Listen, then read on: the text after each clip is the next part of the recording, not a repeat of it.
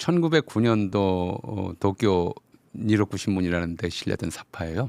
보시면 니혼마루. 예, 일본이라는 큰 배에 밧줄로 이제 한국이라는 작은 배가 목선이 이제 끌려가죠. 아, 근데 그런 그림이구나. 그 앞에 있는 그 배에 탄 사람들 폭도라고 써 있는데 의병이에요. 어이구. 의병이 폭동이라는 칼로 그 밧줄을 끊으려고 그래요. 그럼 저 파도 치는 망망배에서 일본과의 줄이 끊어지면 이제 한국이라는 배는 침몰할 수밖에. 이 20세기 내내 일본의 극우 또는 일본의 일반 국민이 보는 한국에 대한 사고방식 까불지 마가 아니고 일본과의 연이 끊어지면 한국은 죽어. 망할 수밖에 없다라고 하는 것이 이제 군국주의 시대 일본인들의 보편적 사고였고 바로 이 군국주의 의식을 되살려내서 이제 장착한 사람들이 지금 일본의 극우잖아요.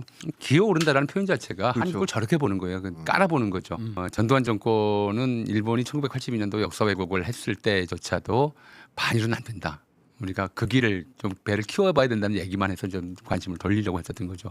역대 정권이 일본에 대해서 뭐 저런 정책을 특히 이제 중요했던 거는 이제 제국주의 시대에는 일본 스스로가 아시아의 맹주를 자처했었고 패전 이후에는 그 다음에는 이제 국제 반공 진영의 아시아 맹주라고 하는 미국의 하위 부대로서 하위 세력으로서 나머지 아시아 국가들을 지도한다고 하는 그런 의식을 가지고 있었거든요. 특히 윤석열 정부 들어서 굉장히 심해졌죠. 대표적인 게 이제 우리가 먼저 와인잔에 반을 채우면 나머지는 알아서 채워주지 않겠느냐. 딱 저런 마인드를 가지고 있었던 게 윤석열 정권이었어요. 뉴라이트 정권이고. 그렇지. 한국은 일본에 붙어 있어야 된다. 그리고 그래야 이제 가상애적인 중국으로부터 안전하다는 이런 사고를 했던. 각 나라마다 허리 각도가 다릅니다. 중국은 0에서 10도 정도로 거의 숙이지 않는 듯한. 한국은 10에서 20도. 일본은 딱 정해져 있어요. K레이는 30도. 일반적인 인사입니다. 30도. 네, 30도. 그리고 사이 K레이라서 45도. 요거는 격식 있는 자리, 외교 같은. 그러니까 가까이치 간게 이 45도.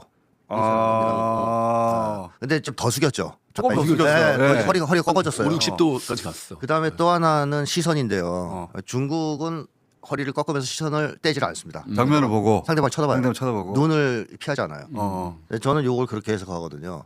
인사하는 동안 날 한 대 칠 수도 있다. 중국은 전국 시대가 오래됐으니까 어디서 나를 칠지 모르. 네. 프랑스의 식당이 그 보면 되게 테이블이 좁잖아요. 그렇게 만든 이유가 내가 궁금했었는데 들어보니까 무기를 안 갖고 있다라는 표시를 하기 위해서 손을 그 위에 네. 딱 올리는 사이즈라고 하더라고요. 그게. 사실 악수의 연원도 칼이 없다는 걸 보여주기 위해서 나왔다는 얘기가 많습니다. 어쨌든 중국 사람들이 이렇게 보는 거는 내가 너 숙이는 동안 한 대 깔 수 있잖아. 그렇지. 근데 일본은 왜 저렇게 많이 숙일까? 그리고 시선을 일본은 아예 숙여요. 처음부터. 사람을 안 봅니다. 그냥 처음부터 같이 내려가거든요. 머리가. 그러면 뒤통수 때릴 수 있는 상황이에요. 탁 하고. 그러니까 상대방한테 자기 뒤통수를 보여주는 거예요. 아 강아지가 배 보여주는 거. 그렇죠. 주인한테 배 까면서 난 저기가 없어요. 일본은 약간 비굴한 자세를 취하면서 안 그러면 죽으니까. 그렇죠. 상대방한테 적대감을 완화시키려고 하는 그런 인사법이 나오고 일제강점기에는 천황 동방요배라고 해서 천황에 있는 동쪽을 향해서 이제 절하는 거. 그리고 이제 그 절할 때는 꼭 일장기를 가운데 두고 있어요.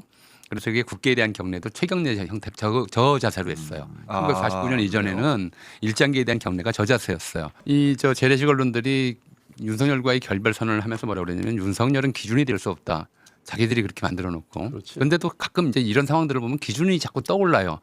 윤석열이 만약에 다카이치에게 저런 대접을 받고 왔으면 우리 그 재래식 언론들은 어떻게 보도했을까? 아마 지면이 뒤집어졌을 거예요. 그렇죠. 엄청나게 한일 관계 사랑했지, 신국면 이래가면서 언론이 전에 역사상 어떤 때보다도 좋아진 한일 관계 아마 이렇게 썼을 거예요. 언론이 전에 김건희한테 죽어요.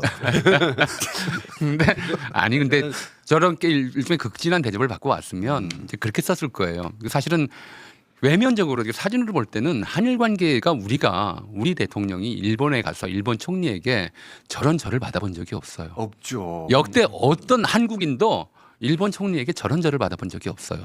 그럼 저런 것이 이른바 시대사적 변곡점이 되는 사건인데 맞아요. 그런데 우리 언론들 저거에 대해서는 그냥 극진한 환대 정도도 아니에요. 그냥. 해설을 안 해줘. 해설을 안 해요. 인간은 논리에 의해서 움직이지 않고 좋고 나쁨이라는 감정에 의해서 움직이는 법이 그런 감성을 한국인의 감성까지를 고려한 그런 대접이 아니었겠네. 일본의 수상이 한국의 이제 대통령에게 최경련을 했다는 것 자체가 그 자체의 이른바 사파지만 한일 관계사의 하나의 장면이 돼요. 아까 이제 일본이 끌고 가는 배에서 일본 총리가 최경련을 하는 나라가 되는 국가의 그 대통령에게 특권을 하는 그런 나라가 되는 이른바 이제 한일 관계의 새로운 변곡점으로 해석할 수 있는 상황이 만들어진 거예요. 백제의 목적 건물이 한 개도 남아 있잖아요. 저게 유일하게 남아 있는 백제 건물. 고구려 승려 담징의 네. 금당 벽화까지 우리 교과서에서 봤던 거 거기 있는 자리거든요.